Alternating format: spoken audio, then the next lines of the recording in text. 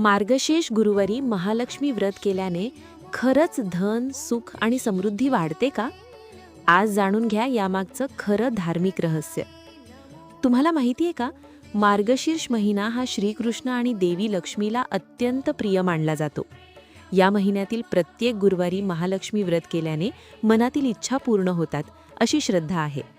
या व्रतामुळे लक्ष्मी नारायणाची कृपा प्राप्त होते, घरात सुख, शांती आणि समृद्धी नांदते, आर्थिक अडचणी दूर होतात. या दिवशी देवी लक्ष्मीची पूजा केली जाते, कथा वाचली जाते आणि आरती केली जाते.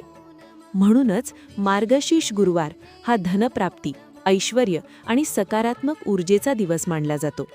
श्रद्धेने आणि नियमाने व्रत केल्यास देवी लक्ष्मी नक्कीच प्रसन्न होते. हा व्हिडिओ आवडला असेल तर लाईक करा, आपल्या कुटुंबियांना शेअर करा आणि अशाच धार्मिक माहितींसाठी चॅनल सबस्क्राईब करा.